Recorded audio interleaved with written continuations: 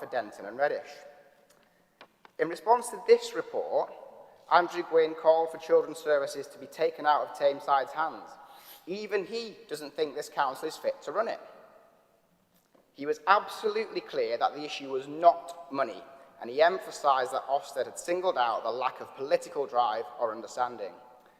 So tell me, where does the government cuts excuse stand when one of your own MPs, a former councillor in this chamber, says it's about failures of political leadership and not money?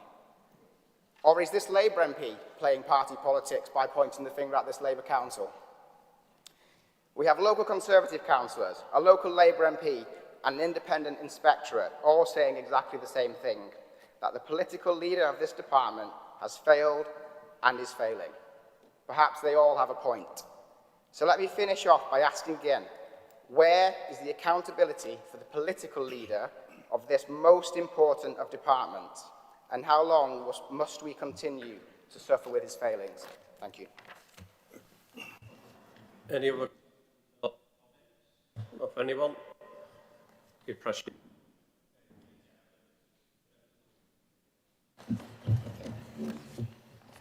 Thank you, Chair. I'd like to echo what my colleagues have outlined in response to the Children's Services report from Ofsted, and I'd like to thank the new Director of Children's Services for acknowledging and committing a plan to deliver for the most vulnerable children of our borough. I've read both the report and the improvement plan. We've seen many plans in the past from this council, and I do appreciate the level of transparency in publishing the timescales required to deliver on those actions, something that was lacking in the Growth Department under the previous Director. My concern is that we are quickly approaching some of those deadlines, and yet there's no comments in regards to their progress or the risk involved through the RAG reports. Without this information to hand, I feel like councillors do not have the full information to make informed decisions as corporate parents. Could Councillor Fairfowl, as the Cabinet Member for Children's Services, please ensure that this information is given to councillors in advance of the following meeting of Council, where we can all follow this up in more detail? Thank you. Thank you. Any other questions or comments? No. Councillor Robinson.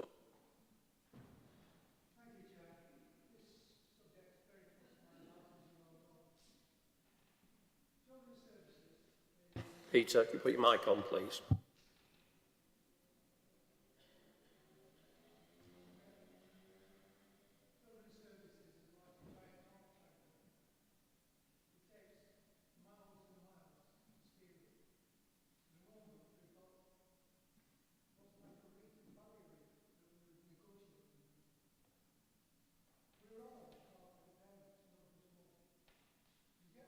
You become automatically a corporate parent.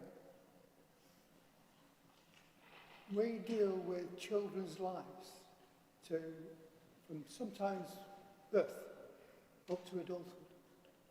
We also deal with social workers' lives and the stress that's put on them. It's not their fault. It's part of the job. They know that when they go into it. But we've got to be supportive of the plan that we've now got. No use going backwards and recriminating.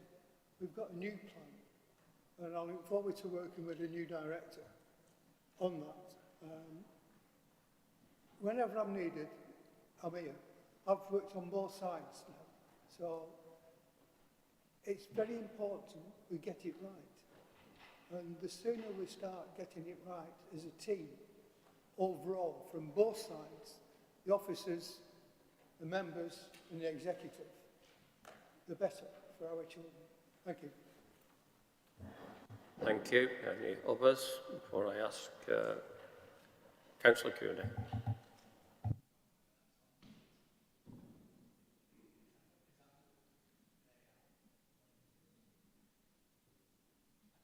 Just been told I don't need it.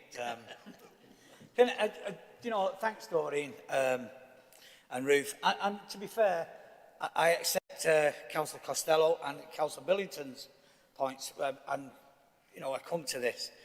We have to be transparent, but I'm going to give you a little something. It's not, Bill's not asked me to say this, and I don't know whether he'll thank me for saying this. Bill, actually, for those who don't know, was adopted. So he has an understanding of this background and the situation that these young lads and lasses are in. I know it was a very early age, but children in care, we are the parents. Doesn't matter if one of my sons or daughters or any of your sons or daughters, you know, want help, you'll give it. And it is important, you know, when we get things wrong, we accept that. Because there's no point in winning a political argument at the expense of the children. And I do think, and it's important, we listen to your criticism, and if it's correct, we accept that, and we should. And the points you're raising, I've got to say, in some cases are correct. I'm not going to dispute that. I'm not going to try and defend it. What I've said, and I've said it to my own group, is that there is an Ofsted report, it's independent, and we accept every single criticism in there, every constructive criticism in there, and we will address that. One of the early ones we've done is the Children's Services scrutiny. And importantly, and to show that, we have an opposition member on that. So it isn't a closed shot. Dealing with this, we will only be successful if we deal with this as a collective, because all the children are our children, and we let them down. And I don't wish to be the leader who's done that. Bill will comment on politicians who wish to make other politicians that are not in this arena regarding trust. What I will say, and I echo Bill's point, to those who work in that area, they have concern about whether they're going to be two-peed. I think it's an irresponsible remark. I think that they need to really speak to the politician in charge of that first, or the leader. I accept that, you know, he wants to make that, he'll make that, that's his business, he is an MP and he'll make it in Parliament. He'll most probably be on Twitter tonight, late at night, telling me something I shouldn't have said or done. Fortunately, I don't do Twitter. I have to get a load of people to tell me and I'll pick it up next day. All I'm saying is, that report is devastating. You've got to accept that. But do we move forward? Yes. And we have to talk about how we move forward. I'm not going to say that everything we get right is going to be, but it's important that as we're going along, we counterbalance that, we look at that. Is it working? If it's not working, change that. But let's not be secret about it. Let's not be secretive about it. And all I'll just say is thanks for your support, thanks for your criticisms, and even from one of my own members, and it's a very good letter from Councillor Naylor. Excellent letter, raising points for us. And that's what Ofsted want to see. Not just everyone here sitting and saying, oh, you know what I mean? They want to see if we're going to be challenged. We do challenge and should challenge every cabinet member here, because that's the role of ourselves. That's why people put us in this arena. And we should be frightened sometimes. I know we'll go on about it, adversarial and parties. We shouldn't be frightened, or sometimes we should accept it's not working. What do we do? And as a collective, sometimes other people have better ideas, and let's listen to them. So what I will say is, I'm not going to say any more than that. I hope Bill will respond to them, but thanks for your points, your criticisms and your support. But I do hope going forward, we as a collective move as one, because it's the children in the borough that will be that will have the damage that's done to them if we don't sort our problem out. Thank you. Councillor Fairfield to respond. Thanks, colleagues. So Councillor Dickinson, I totally agree on abbreviations. I'm sure we can sort that out quite quickly. It is another language, isn't it? And that again, it just brings some clarity to the process, which we're obviously trying to bring, and it just makes it's visible for more people, not just those actually working in the service. Councillor Welsh, thanks again for your comments on it. And again, I thank you again for taking on the Vice Chair of that scrutiny board. I think that's so important that we do that and work forward constructively on that. Scrutiny, of course, is part of the accountability, and maybe that was something that got lost in the previous scrutiny arrangements that we did have, because it was quite a wide brief that the health board did have, although it did have a working group. What this is doing is bringing it into the public domain. Every scrutiny meeting you have will be published in the, as I said, public domain, and that holds myself and the Director of Children's Services, DCS, I said it, to account. Councillor Billington, RAG reports, we can do that. So what I think you got there is the sort of the menu, if you like, of what we need to do. It's now talking about progress, and I'll be expecting updates at the various meetings around, and obviously scrutiny to be looking at those RAG ratings. There's no point having that plan if we're not measuring ourselves against that plan. Because that goes back then to what we weren't doing very well last time was actually about the pace of the change, and I think we've got to accept that. The pace of the change collectively from Tameside just hasn't been good enough in the past, and we need to, as Councillor Cooney says, work together to try and Councillor Robinson to actually get ourselves into a good position. So hopefully that answers those three points. So I haven't forgotten Councillor Costello. How could I? This is a conversation. I don't believe you don't think we've had this conversation. And the reason why I have this conversation with both the leader and the DCS is it's not about me or the DCS or the leader or the chief executive or any other key person in this borough. It's how Ofsted see us. If I thought for 1 minute, and these are the questions I have asked, is Ofsted wanted a change at my level, and I've asked the question, and you could have done this a different way, then would have changed it. Our decision to go forward in this model is, and by the way, there's easier jobs in the council than this. Far easier jobs, if you really want it, there's far easier jobs in the council. This is the most difficult job I've ever had. That's both in my professional career and obviously the council career as well. And this is something I'm determined to actually try and get out of. So that's why I said, well, if Ofsted are happy, not that they said that they're not happy or happy, they don't do that. But this is the model we're actually going forward with. And I'm pleased to be able to continue in the role as requested by the leader. So that's really the position. If you're asking for me to do something different, then that's where I am. I recognise there's been some issues in the past. You raised before about the DCS. Well, actually, we changed the DCS. Yeah, he retired, but we've actually got a new DCS in. And actually, since then, we've actually got quite a lot of change, and it's absolutely been mind-blowing, really, the pace of change that we've had since February. So changes have been made, and I think the other changes have been quite well documented in the last 2 weeks. So I think we've probably covered that one. And I know what we're trying to do now is obviously have regular conversations with our inspectors, and hopefully and go forward, as Councillor Robinson said. We can't look back too much, but if we can go forward and collectively as one, I'm really confident we can make this better. It's not just about us politically. The most important thing is for our young people of Tameside, making sure that they've got decent quality housing, decent quality placements, that we're increasing our foster care provision, that we're actually, the kids that are going into care are actually, is there some intervention we can do before they get to that stage? So is there something in the early help that we can look at? All these little things that we can do actually have better outcomes for young people. And I'm absolutely passionate about that. So and you know, if that doesn't happen, then you know, you change me. But that is absolutely what I want for our young people in the borough. We've got far too many cared for children, and every child deserves an equal opportunity, and that's what I believe, and that's what I'm going to try and work to. Thanks, Chair. Thank you. To the vote, it's been moved and seconded. Do you accept all the recommendations set in that report? Thank you. That's carried. We now move on to agenda item 4, report under section 5 of the Local Government and Housing Act. Councillor Cooney, to move, please. Yeah, Chair, clearly events have overtaken this report, and the Chief Exec has left the employment of the council. I want to say something a bit about Stephen, though. I think it's important. Stephen himself decided to resign to move on, but as I say, I want to make a statement about this. Stephen has been a great servant for Tameside Council and the local NHS. As Chief Executive and for 6 years as the accountable officer. Oh, he's worked for the council for 33 years.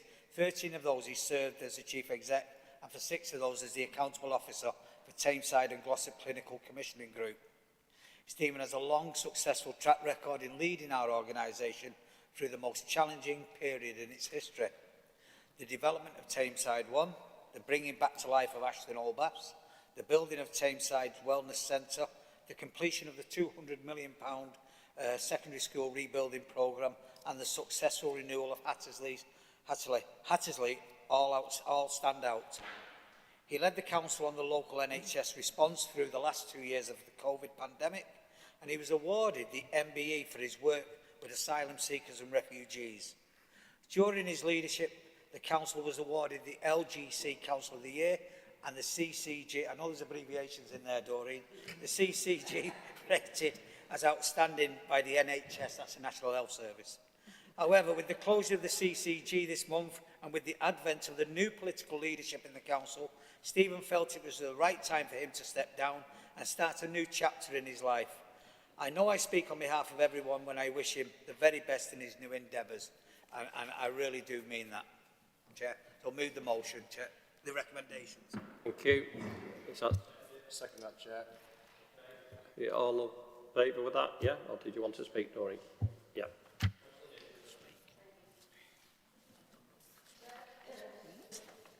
Really to, I think, correct the record. I am commenting on the second paragraph of the background report.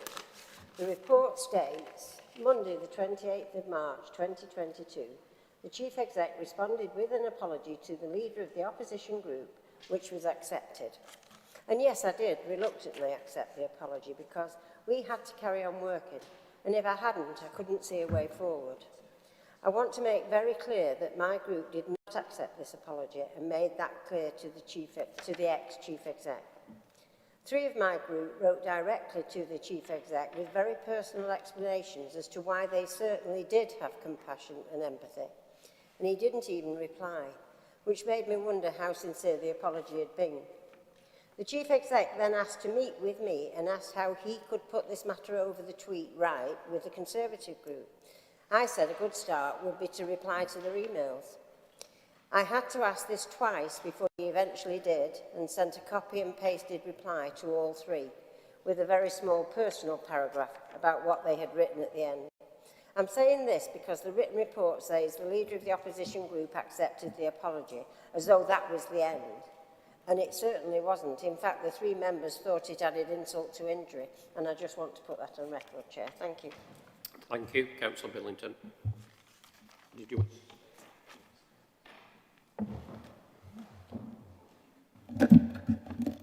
Thank you, Chair. Chair, my colleague, Councillor Costello, has brilliantly stated the need for accountability in children's services. People will be asking today, where is the accountability in this report? I do think it's a shame that the former Chief Executive resigned before facing this council on this report. And what a shame it is that a technicality like this has brought the former Chief Executive down. Not the continued failure in children's services, not the outcomes in health, where we're still one of the worst places for obesity, teenage pregnancy and life expectancy, not the lack of growth in our borough, where GMCA reports that in the next 20 years there'll be fewer jobs for people in the borough, not the lack of delivery and regeneration in our town centres, and not the fact that our schools trail behind our neighbours, leaving generations behind. We are debating something, what someone said on Twitter. We all make mistakes, and we all say things that people aren't going to agree with. I know I have, I've apologised, and I've faced the consequences of that. The difference is that as councillors, we face a ballot box every 4 years, and we're held to account from the electorate. Those in highly paid public roles, like the Chief Executive, on £220,000 a year, are set to standards of political neutrality, which is set in legislation and the Code of Conduct for Officers. When I undertake casework from constituents, I act on it regardless of someone's politics. I'd like to think that I treat people fairly and give everyone a fair crack of the whip. Regardless of your own personal views, as I'm sure many of you probably do agree with him, the case here that we have the most senior officer that has evidently demonstrated a bias over one party. That's an insult to the 36% of people who voted Conservative at the last local elections in Tameside. And this isn't the first time that I've had to raise a complaint in regards to the conduct of the Chief Executive, as they shared a post reporting a Labour candidate during the 2021 local elections on social media. The council hired a QC to review this case. For transparency, the council should release the full report of that review. I am told that there would have been options presented tonight on disciplinary procedures, but because the Chief Executive jumped before he was pushed, are we now not to know? The report recommends that to note with no further actions required. What does this mean exactly? Does this mean that anyone can repeat the actions of the former Chief Executive with no repercussions? Staff have been sacked for less for posting information about their own personal lives on social media rather than their own professional conduct in their day-to-day work. I and other members of the public would like to know, number one, does no further actions required that a similar incident would mean nothing would happen? Number two, how much did the QC-led review or the advice cost to taxpayers? And what were the findings from that QC? Number four, has the former Chief Executive received any payoff, notice, pension contributions, benefits or a compromise agreement as a result of leaving? In conclusion, I think it was approximately 10 years ago when the late Kieran Quinn presented a change to the Constitution that the executive leader was unable to sack the Chief Executive or Deputy Chief Executive without a vote to Council. Tonight, we have the first test of that constitutional change, and I have to say it's far too cumbersome. Whilst there should be powers for backbenchers to raise a motion of no confidence, the executive leader should be able to sack the Chief Executive if they so wish. I hear from councillors on all sides that Tameside is an officer-led council. After tonight, I think a further review needs to be undertaken to the Constitution to avoid such matters arising again. Thank you. Thank you. Anybody else wish to speak?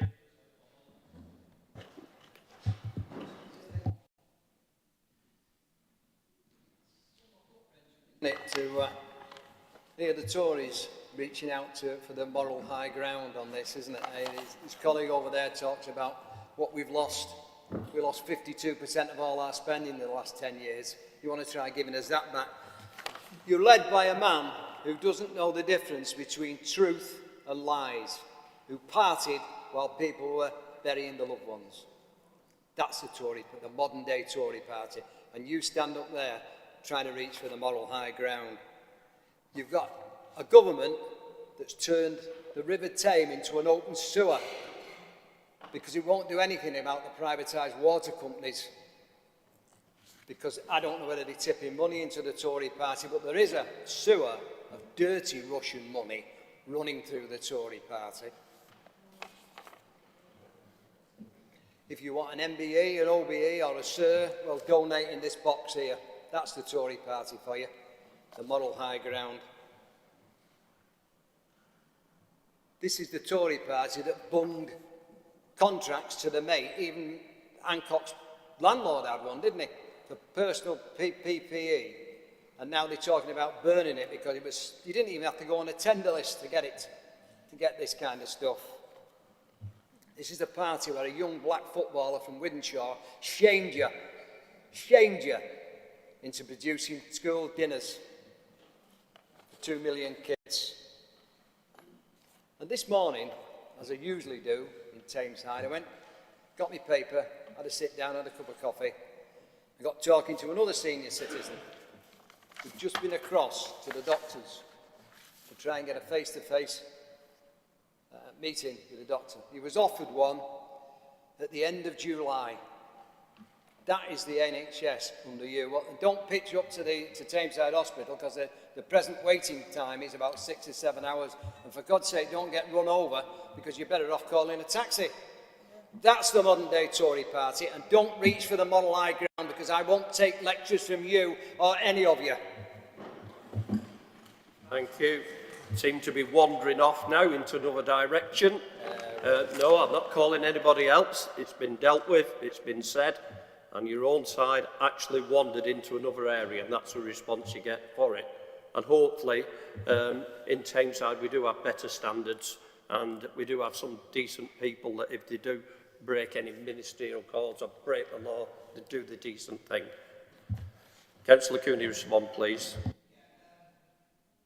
Barry's responded, and I don't think I could take back any of them, but I do wish to respond to Councillor Billington. Listen, you know, one thing we won't do is break the law. And if there is a process that has to be dealt with, and that's what this was, we brought this here because there was, I believe, to be an infringement within the role that the returning officer has. And we brought this along, and the Borough Solicitor at the time has had to take advice on that, and not about how we could get round it. I make that clear. Regarding the Chief Exec leaving, I mean, if I've dealt with I've represented many people who have been disciplined and maybe dismissed, and they've decided that rather than that, they'd leave. I want to make this clear. At no time whatsoever have I asked the Chief Exec to leave this council. He's not got one penny extra than what he should have got. There's been no enhancement, no compromise agreement, nothing. And I know all the freedom of information is coming in, and the Borough Solicitor will respond to them. What I can say is, if someone wishes to leave employment here and puts that in, there's nothing I can do about that. That's the reality of it.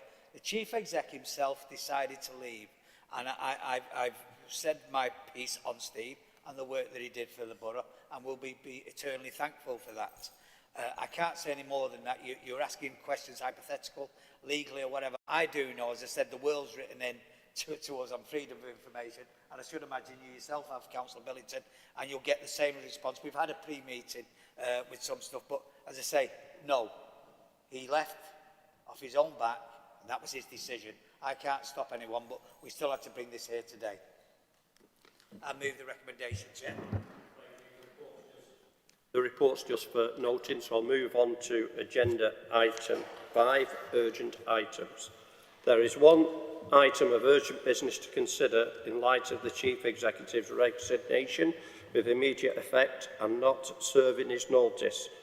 A meeting of the Chief Executive Appointment Panel has taken place this afternoon. I have agreed that the outcome of the Chief Executive's Appointment Panel can be considered an urgent night item given the importance of appointing an interim head of paid service. The recommendations of the panel have been tabled. At this stage, Sandra Stewart has declared an interest and will leave the room.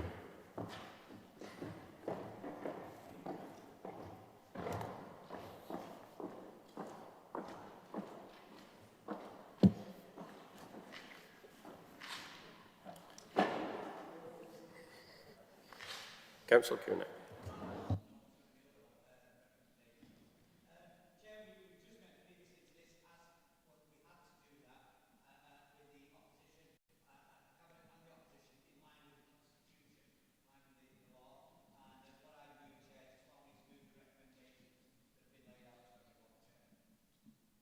Those seconded.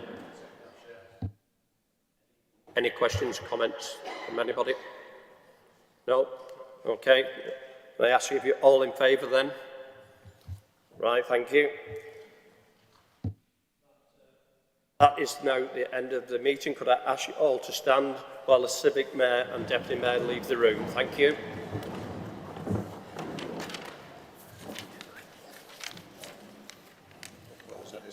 Yeah, there is. Yeah, there is. Yeah.